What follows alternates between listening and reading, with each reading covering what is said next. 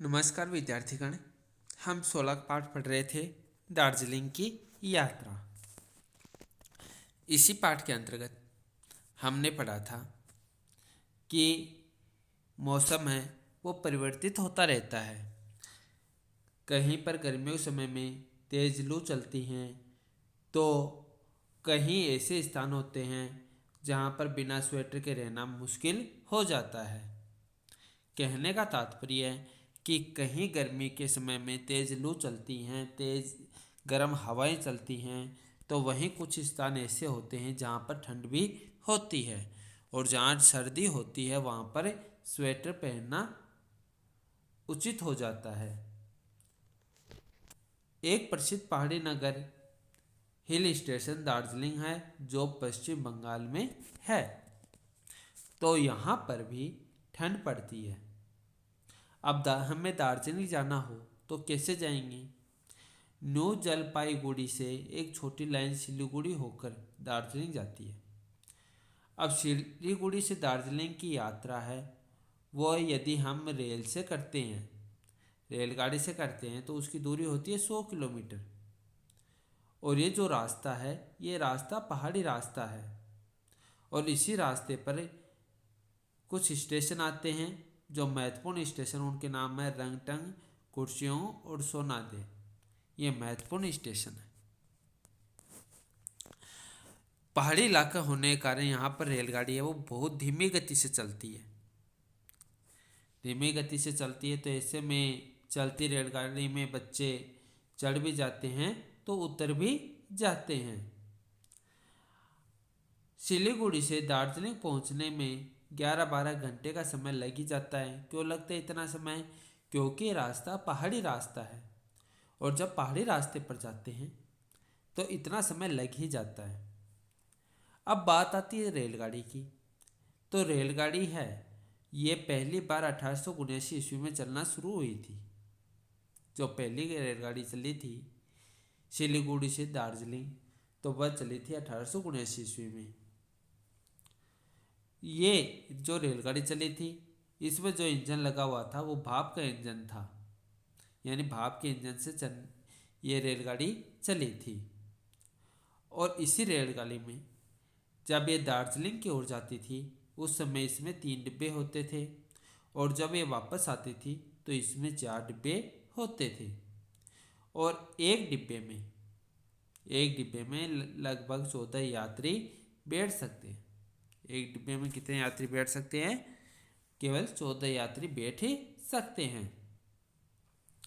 अब इस कारण इसको कौन सी गाड़ी का नाम दे दिया? बच्चा गाड़ी का। क्योंकि एक गाड़ी की रेलगाड़ी इतनी बड़ी होगी जिसमें 3 या 4 डिब्बे होते हैं और एक डिब्बे में सिर्फ 14 यात्री बैठ सकते हैं, तो इसका मतलब डब्बे भी छोटे हैं और यात्री भी कम हैं, तो इसको नाम दे दिया बच्चा गाड़ी। अब इंजन का जो अगला हिस्सा होता है वहाँ पर एक कर्मचारी बैठता है। वो क्यों बैठता है? क्योंकि ज़मीन है वो समतल नहीं होती। ये रेलगाड़ी तो पहाड़ों के ऊपर से होकर गुजरती है, तो पहाड़ों के ऊपर से होकर गुजरती है तो ज़मीन तो समतल होती नहीं। कहीं पर ढलान आएगी तो कहीं पर चढ़ाव आएगा और कहीं पर खतरनाक मोड़ आएंगी। तो ऐसे में वो कर्मचारी क्या करता है? पटरियों पर बालू गिराता जाता है। क्यों गिराता है बालू? कि पहिए फिसलने ना पाए, कि कहीं पहिए फिसल गए तो दुर्घटना हो सकती है। तो ऐसे में एक कर्मचारी इंजन के अगले हिस्से पर बैठा रहता है और वो बालू गिराता जाता है जिससे पहिए न फिसलें। यह बच्चा गाड़ी कस्बों और शहरों के बिल्कुल बीच से और पहाड़ों के करीब से होकर गुजरती है और सड़क के साथ साथ चलते हुए यह किसी मकान से बिल्कुल सटक कर गुजरती है। इसके बाद में हमने आगे पढ़ा था कि पहाड़ी पर जब ये रेलगाड़ी चलती है तो ये अनेक प्रकार की आकृति बनाती है, जिसमें यू आकृति हो गई, डब्लू हो गई, क्यू अक्षर की आकृति, इस प्रकार की आकृति बनाती जाती है। जगह जगह पर लूप बने होते हैं ये लूप क्या होते हैं? गाड़ी जब एक वर्त की तरह घूमकर पहाड़ों पर चलती है तो उसे लूप कहते हैं। लूप किसे कहते हैं, इसे ध्यान में रखना। लूप किसे कहते हैं? गाड़ी जब एक वर्त की तरह है घूमकर पहाड़ों पर चलती है तो उसे लूप ही कहते हैं। अब लेखक को दार्जिलिंग जाना है। अब कैसे जाएगा? तो लेखक ने बताया कि वो सुबह 9 बजे उठे थे और न्यू जलपाईगुड़ी से छोटी गाड़ी पकड़ी थी उन्होंने, और इस रेलगाड़ी में उनको लगभग 11 घंटे लग गए थे। 11 घंटे बाद रात में 8 बजे दार्जिलिंग पहुंचे। यानी 9 बजे तो उन्होंने चलना शुरू किया था और कितने बजे पहुंचे? रात को 8 बजे वो दार्जिलिंग पहुंचे थे। यानी कितने घंटे हो गए? 11 घंटे हो गए। सिलीगुड़ी के आगे दोनों तरफ पेड़ों और चाय बागानों के दृश्य देखने को मिलते हैं। दागापुर से चाय बागानों का घना सिलसिला आरंभ होता है। तो इसमें हमने पढ़ा था कि दार्जिलिंग में चाय के बागान बहुत ज़्यादा देखने को मिलते हैं और दार्जिलिंग की चाय तो संसार भर में प्रसिद्ध भी है। और जहां भारत की बात करें, भारत में कितनी चाय कंपनियां हैं? 700 चाय कंपनियां हैं और जिसमें अलग अलग किस्मों की चाय मिलती हैं, है ना। और अलग अलग किस्मों की चाय भी अलग अलग दामों में ही बिकती हैं। और पहाड़ी ढलानों के बारे में आपने पढ़ा था कि खेती भी करते हैं दार्जिलिंग के लोग, है ना। तो दार्जिलिंग में पहाड़ी ढलान हैं और पहाड़ी ढलान में क्या करते हैं? सीढ़ीनुमा खेत बनाए जाते हैं और सीढ़ीनुमा खेतों में ही चाय की खेती की जाती है। इसमें हमने भी पढ़ा था कि चाय की जो पत्तियां होती हैं उसको चुनने का काम स्त्रियां ही करती हैं, हाँ। और चाय की पत्तियां होती हैं उनको 1.5 मीटर से ज़्यादा नहीं बढ़ने नहीं दिया जाता और उनको तोड़ लिया जाता है। और लेखक ने सारे काम वहाँ पर देखे भी थे। कुर्सियों स्टेशन के आगे ठंडक महसूस होने लगी थी और घूम घूम मैंने बताया था एक स्थान का नाम था। वहाँ पर पहुँचते पहुँचते अच्छी खास ठंड पड़ने लगी थी। अब यहाँ पर जो ध्यान रखने वाली बात है वो घूम स्टेशन की है कि घूम स्टेशन की ऊंचाई है वो सबसे अधिक है। घूम स्टेशन की ऊंचाई है ये विश्व में सबसे अधिक है। इसकी ऊंचाई कितनी है? 2250 मीटर है और इससे लगभग 210 मीटर नीचे दार्जिलिंग है। तो आपको सिर्फ इतना ही ध्यान में रखना है कि विश्व में सबसे अधिक जो ऊंचाई वाला स्टेशन है वो कौन सा स्टेशन है? घूम स्टेशन। घूम स्टेशन है वो विश्व में सबसे अधिक ऊंचाई वाला स्टेशन है और घूम स्टेशन की ऊंचाई कितनी है? 2250 मीटर। घूम स्टेशन की ऊंचाई कितनी है? 2250 मीटर है और उसके 210 मीटर नीचे दार्जिलिंग है। दार्जिलिंग के पहले खूबसूरत रूप आता है जिसका नाम है बातिसिया। बातिसिया और दार्जिलिंग स्टेशन की ऊंचाई भी ध्यान में रखना है 2043 मीटर है। दार्जिलिंग स्टेशन की ऊंचाई कितनी है? 2043 मीटर। यहीं रेलवे लाइन भी समाप्त हो जाती है। दार्जिलिंग शहर की औसत ऊंचाई कितनी है? 2176 मीटर। दार्जिलिंग शहर की औसत ऊंचाई कितनी है? 2176 मीटर।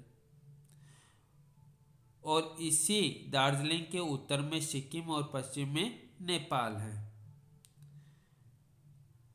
दार्जिलिंग की पहाड़ी, अब यहाँ पर कुछ दृश्य बताए गए हैं कि देखो दार्जिलिंग में हमें जब टाइगर पहाड़ी, नाम है पहाड़ी का टाइगर पहाड़ी, टाइगर पहाड़ी पर क्या देख सकते हैं? सूर्योदय को देख सकते हैं कि सूर्य किस प्रकार से उदय हो रहा है। ये हमें दार्जिलिंग की एक पहाड़ी है दार्जिलिंग में जिसका नाम है टाइगर पहाड़ी, उस पर खड़े होकर देखते हैं तो बहुत ही सुंदर दृश्य दिखाई देता है जब वहाँ पर सूर्य उदय होता है उस समय।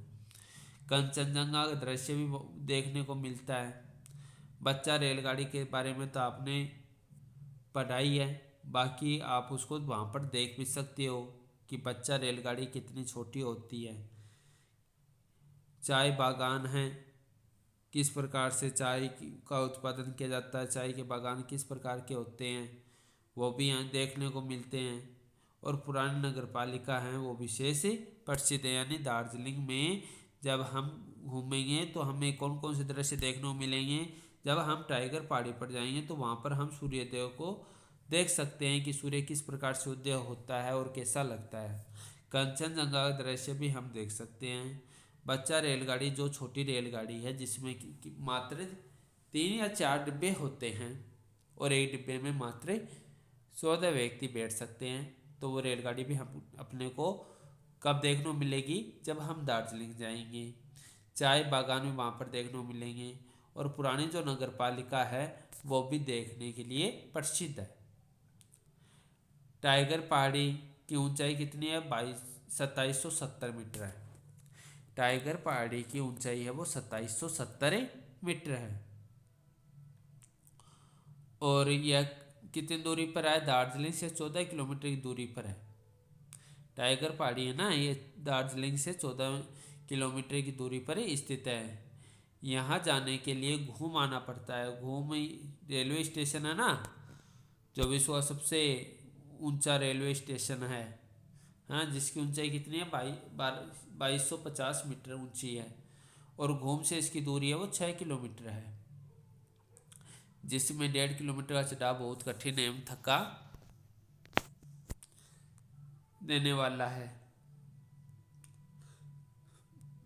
अतः अक्सर लोग जीप से जाते हैं। अपने मित्रों के साथ प्राकृतिक आनंद लेने के लिए मैं पैदल ही गया। सुंदर प्राकृतिक शोभा देखकर यात्री अपने को भी भूल जाते हैं। हमने अब तक यहाँ तक पढ़ा था, अब पढ़ते हैं इससे आगे। 4 बजे भोर के पहले हम वहाँ पहुँचे। भोर भोर क्या होता है? सूर्योदय से पहले का समय होता है ना, उसको भोर कहते हैं। सूर्योदय से पहले का जो समय होता है उसको क्या कहते हैं? भोर कहते हैं। तो 4 बजे तो सूर्य उगता नहीं है ना, तो 4 बजे सूर्य तो उगता नहीं है, तो सूर्योदय से पहले का समय हो गया ना, तो उसको भोर। तो 4 बजे भोर के पहले ही हम वहाँ पहुँचे। उस समय 250-300 घुमाकर सूर्योदय देखने के लिए वहाँ एकत्रित थी। अब देखो, उस समय की बात कर रहे हैं जब वो लेखक दार्जिलिंग गए थे, तो उस समय 250-300 जो घुमक्कड़ कौन होते हैं? घूमने वाले, वो सूर्य को देखने के लिए एकत्रित हो गए थे। 4 बजने के कुछ देर बाद आकाश पर हल्के गुलाबी रंग की आभा फैलने लगी। वह हल्के गुलाबी रंग की आभा किसकी थी? सूर्योदय होने से पहले वो सूर्य इस प्रकार की आभा देता है, प्रकाश देता है या रोशनी देता है। किस प्रकार की? हल्के गुलाबी रंग की। जून का प्रथम सप्ताह था, यानी लेखक जब घूमने के लिए गए थे तो वो महीना कौन सा था? जून का महीना था। जून के महीने के प्रथम सप्ताह में लेखक दार्जिलिंग गए थे। सूर्योदय के ठीक पहले पूरब की ओर आसमान पर एक व्यक्ति की अस्पष्ट छाया उभरने लगी और उसे लगभग 1.5 मिनट तक घोड़े की राह से खींचने जैसा अभिनय किया। और उस छाया के लुप्त होता गायब, और उस छाया लुप्त होते ही सूरज का हंसता गोला आसमान में झांकने लगा। तो इसमें क्या बताया गया है? इसमें बताया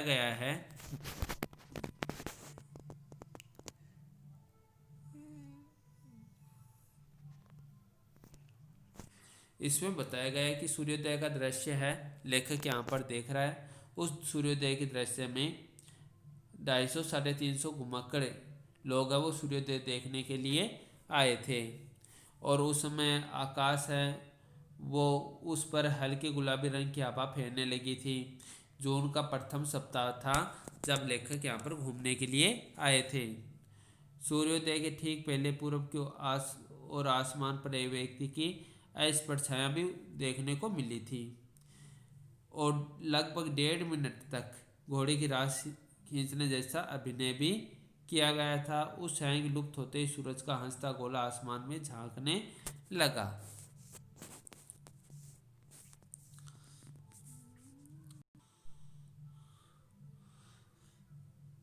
कैमरे वाले सावधान हो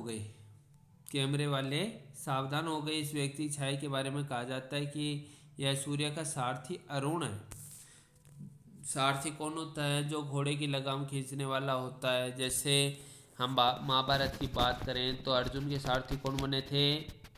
श्री कृष्ण बने थे। तो सारथी कौन होता है? जो घोड़े को, या जिसको अपन तांगा वाला कहते हैं ना, वो होता है सारथी, घोड़ों को दागने वाला। तो सूर्य का सारथी कौन बना हुआ था? अरुण बना हुआ था।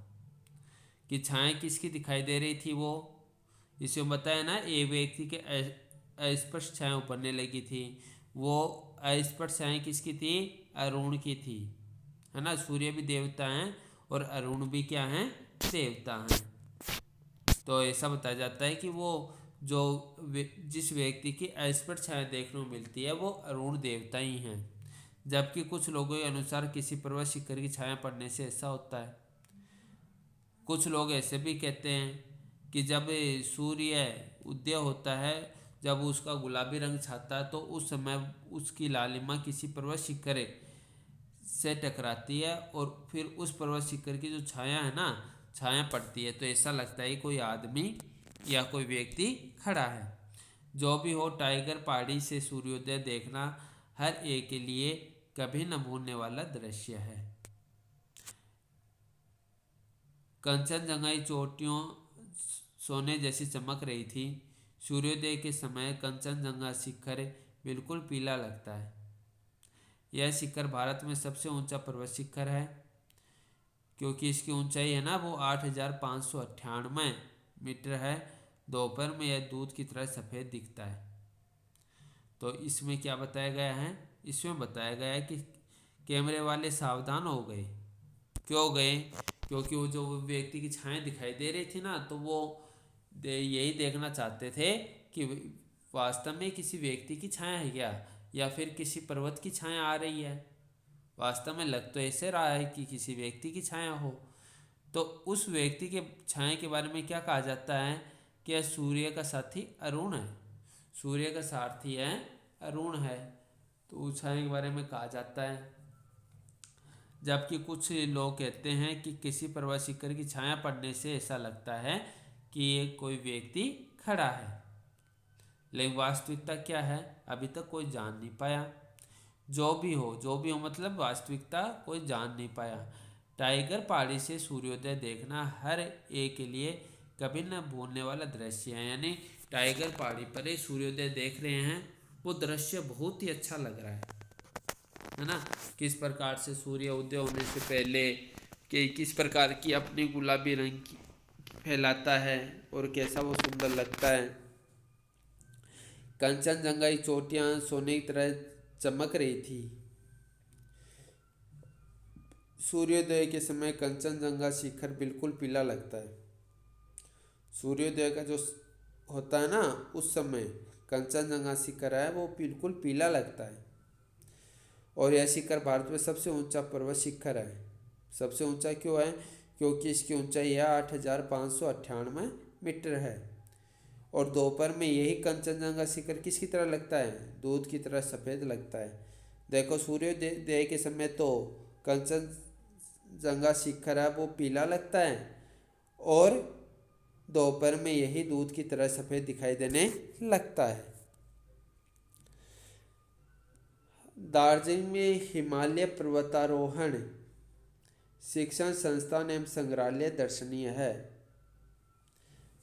दार्जिलिंग में जो हिमालय पर्वत है ना, पर्वतारोहण जो पर्वत, जो ऊंचा पर्वत है, हिमालय पर्वत जो सबसे ऊंचा पर्वत है वो, तो हिमालय पर्वतारोहण शिक्षण संस्थान एवं संग्रहालय दर्शनीय। तो वहाँ पर दार्जिलिंग में एक शिक्षण संस्थान और संग्रहालय जिसका क्या नाम है?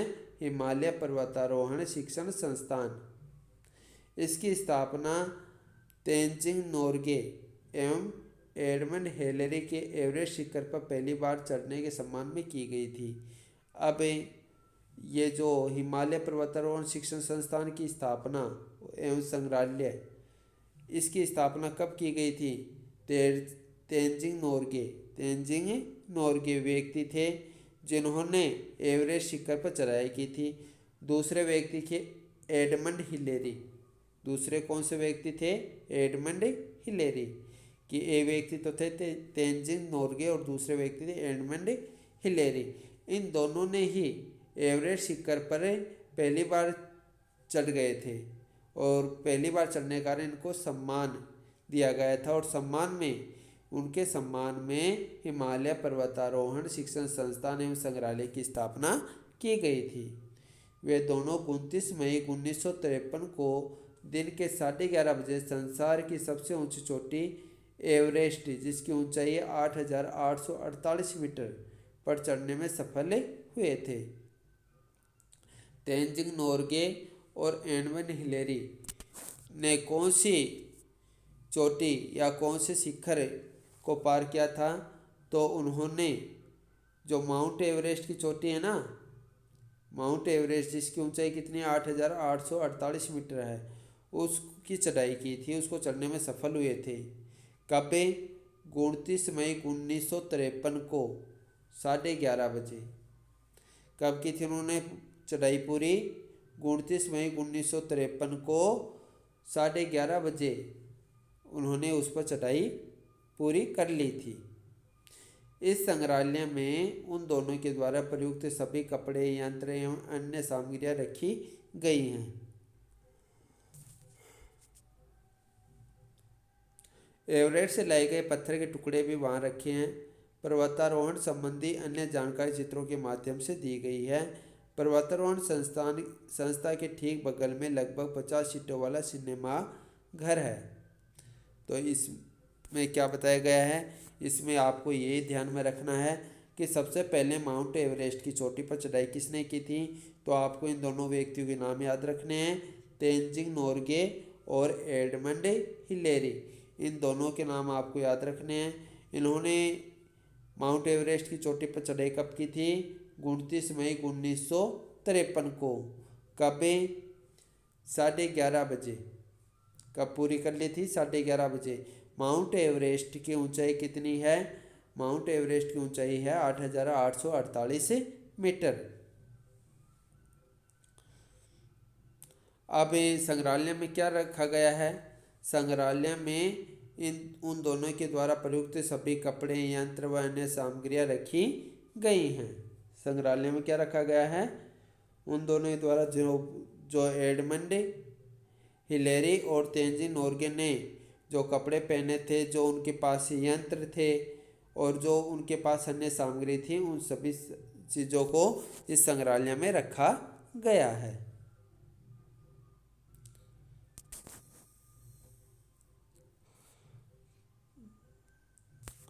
एवरेस्ट से लाए गए पत्थर के टुकड़े भी वहाँ रखे हैं, है ना। पर्वतारोहण संबंधी अन्य जानकारी चित्रों के माध्यम से दी गई है। पर्वतारोहण संस्था के ठीक बगल में लगभग 50 सीटों वाला सिनेमा घर है, जिसमें पर्वतारोहण संबंधी अंग्रेजी फिल्में दिखाई जाती हैं। तो इसमें तेंजिंग नोर्गे और एडमंड हिलेरी ने जो भी सामग्री अपने पास रखी थी माउंट एवरेस्ट की चोटी पहुंचने के लिए, तो उन्हीं सभी सामग्रियों को संग्रहालय में रखा गया है ना। और पर्वतारोहण संबंधी अन्य जो जानकारी है वो चित्रों के माध्यम से दी गई है। पर्वतारोहण संस्था के ठीक बगल में 50 सीटों वाला सिनेमा घर भी है। उस सिनेमा घर में क्या दिखाया जाता है? पर्वतारोहण संबंधी अंग्रेजी फिल्में दिखाई जाती हैं। उस सिनेमा घर में क्या दिखाया जाता है कि पर्वतारोहण संबंधी जो अंग्रेजी फिल्में हैं ना, वो दिखाई जाती हैं। यहाँ की लाल कोठी एक खूबसूरत और मशहूर बंगला है। देखो, दार्जिलिंग में एक लाल कोठी भी है जो खूबसूरत है ना, और मशहूर बंगला भी है जहाँ अक्सर फिल्मों की शूटिंग होती रहती है। दार्जिलिंग नगर पालिका की स्थापना 1879 ईस्वी में अंग्रेजों ने की थी। दार्जिलिंग में जो नगर पालिका की स्थापना की गई थी वो किसके द्वारा की गई थी? अंग्रेजों के द्वारा। अंग्रेजों ने इसकी स्थापना कब की थी? 1879 ईस्वी में की थी। यहाँ के अन्य दर्शनीय स्थानों में राजभवन, गोलघर, सूर्य मंदिर, सेंचले झील, जापानी मंदिर, रेस कोर्स, वनस्पति उद्यान, सरवरी पार्क, नायडू स्मृति भवन और चिड़ियाघर आदि प्रसिद्ध हैं। तो यहाँ पर कुछ दर्शनीय स्थल बताए गए हैं, जिनमें कौन कौन से स्थल आते हैं, तो उन स्थलों को याद रखना है। कुछ दर्शनीय स्थान आते हैं जिनमें राजभवन है और गोलघर है, जिसको वर्धमान पैलेस भी कहा जाता है। गोलघर को क्या कहा जाता है? वर्धमान पैलेस। सूर्य मंदिर है, सेंचल झील है, जापानी मंदिर है, रेस क्रॉस है, वनस्पति उद्यान है, सरवरी पार्क है, नायडू स्मृति है, भवन और चिड़ियाघर आदि प्रसिद्ध हैं।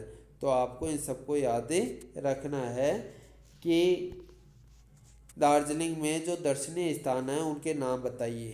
क्वेश्चन आ सकता है, दार्जिलिंग में दर्शनीय स्थानों के नाम बताइए। तो दर्शनीय स्थानों के नाम कौन से हैं? राजभवन, गोलघर जिसको वर्धमान पैलेस भी कहा जाता है, सूर्य मंदिर, सेंचल झील, जापानी मंदिर, रेस क्रॉस, वनस्पति उद्यान, सरवरी पार्क, नायडू स्मृति भवन और चिड़ियाघर, ये इन सब के नाम आते हैं। तो ये वाला पैराग्राफ आपके समझ में आया होगा। इसमें क्या बताया गया है? इसमें यही बताया गया है कि दार्जिलिंग में जब सूर्योदय होता है तो बहुत सारे लोगों की इच्छा रहती है उस सूर्योदय को देखने के लिए कि सूर्योदय होता है तो कैसा लगता है, कंचनजंगा किस प्रकार का दृश्य दिखाई देता है, सूर्य की आभा किस प्रकार की दिखाई देती है। तो ये सारी बातें हैं लोगों के मन में रहती हैं। तो जब सूर्योदय होता है उस समय 250-300 लोग होते हैं जो घूमने के लिए आए हुए होते हैं, तो वो सारे सूर्योदय देखना चाहते हैं। तो ऐसे में सूर्योदय जब होता है तो उससे पहले आकाश पर हल्के गुलाबी रंग की आभा फैलने लगती है। और जब लेखक दार्जिलिंग की यात्रा के लिए गए थे तो वो उस समय जून का महीना था और जून के महीने में प्रथम सप्ताह था, पहला सप्ताह था।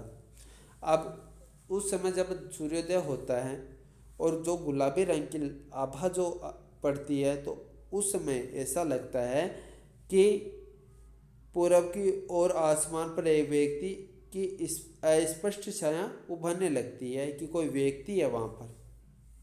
वो स्पष्ट दिखाई नहीं देता, उसकी अस्पष्ट छाया दिखाई देने लगती है कि एक छाया सी ऐसी दिखाई देती है कि कोई व्यक्ति खड़ा है।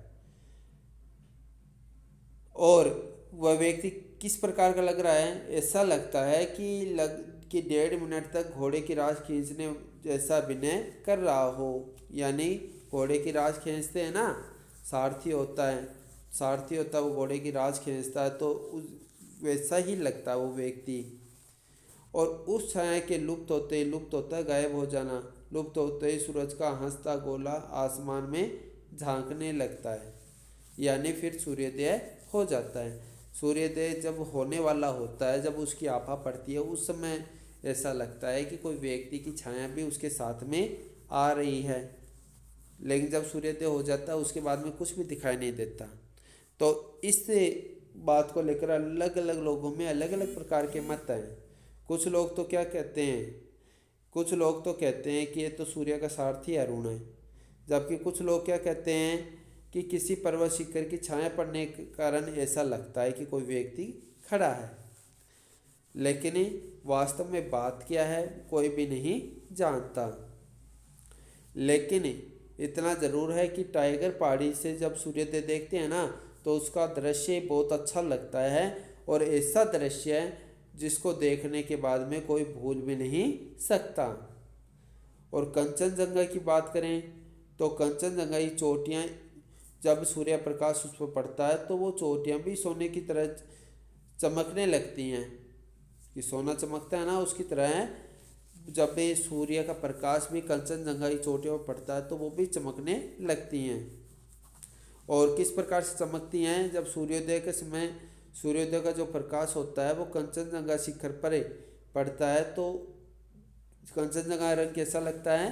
पीला लगता है। लेकिन थोड़ी देर बाद में देखोगे तो वही रंग कैसा दिखेगा आपको? सफ़ेद दिखाई देता है। यानी कहने का तात्पर्य है कि जब सूर्योदय होता है ना उस समय तो जब प्रकाश है सूर्य का जो गुलाबी प्रकाश है, गुलाबी लालिमा है, वो जब भी कंचनजंगा पर पड़ती है तो उस समय कंचनजंगा शिखर है वो पीला लगता है, और थोड़ी देर बाद में यदि देखते हो दोपहर के समय में तो वही दूध की तरह सफ़ेद दिखाई देने लगता है।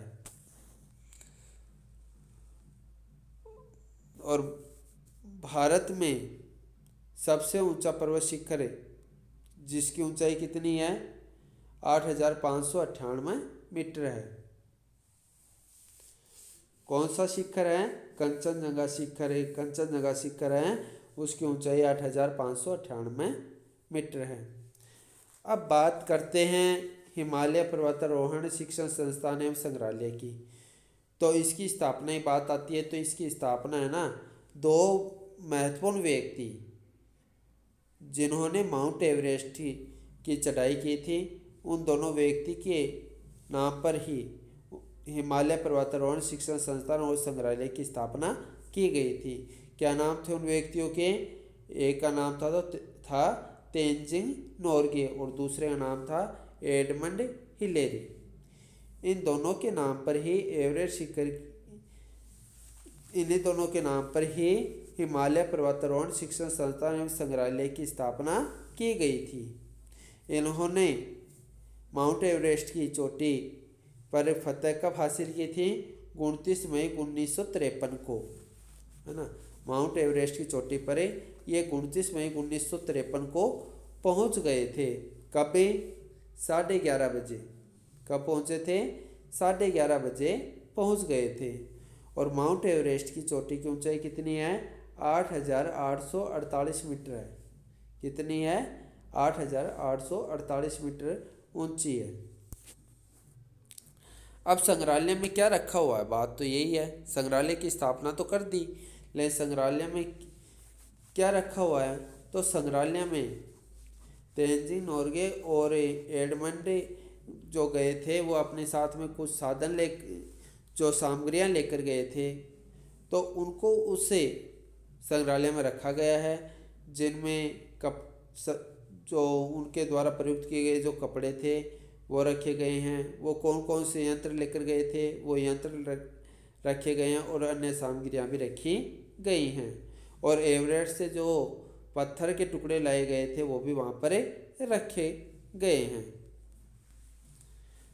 और जो संग्रहालय है ना, पर्वतारोहण संस्था है जो संग्रहालय है, उसके ठीक बगल में 50 सीटों वाला सिनेमा घर भी है, जिसमें पर्वतारोहण संबंधी अंग्रेजी फिल्में दिखाई जाती हैं।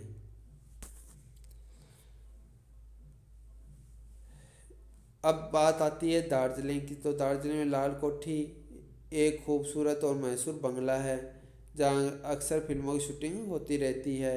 दार्जिलिंग नगर पालिका की स्थापना 1879 ईस्वी में अंग्रेजों ने की थी। इसको ध्यान में रखना, दार्जिलिंग नगर पालिका की स्थापना कब और किसने की थी, तो दार्जिलिंग नगर पालिका की स्थापना 1879 ईस्वी में अंग्रेजों ने की थी। अब बात आती है दार्जिलिंग में कौन कौन से दर्शनीय स्थान हैं, तो उनको याद रखना है। दार्जिलिंग में जो दर्शनीय स्थान है उनमें राजभवन, गोलघर है जिसको गोलघर को वर्धमान प्लेस भी कहा जाता है, सूर्य मंदिर, संचेर झील, जापानी मंदिर, रेस क्रॉस, वनस्पति उद्यान, सरोवरी पार्क, नायडू स्मृति भवन और चिड़ियाघर ये प्रसिद्ध हैं, है ना। अब आता आगे, तो इसमें जो मकान की बात की गई है कि मकान हैं दार्जिलिंग में वो लकड़ी के बने हुए होते हैं, क्योंकि पहाड़ी इलाका होता है ना वहाँ पर, इस कारण वहाँ पर मकान है वो लकड़ी के बने हुए होते हैं। छतें हैं वो तिरछी रखी जाती हैं। क्यों रखी जाती हैं तिरछी, ताकि कभी बरसात हो ना तो वो पानी छतों पर रुके नहीं, वो नीचे आ जाए, इसलिए छतें तिरछी एवं ढलवा होती हैं, है ना।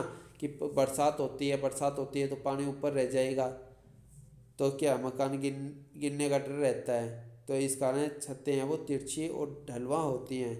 लोग यहाँ पर झरनों से पानी एकत्रित किया करते हैं। पानी की कमी है, पहाड़ी इलाकों में पानी की कमी होती है, इसीलिए तो लोग झरनों से पानी इकट्ठा करते हैं।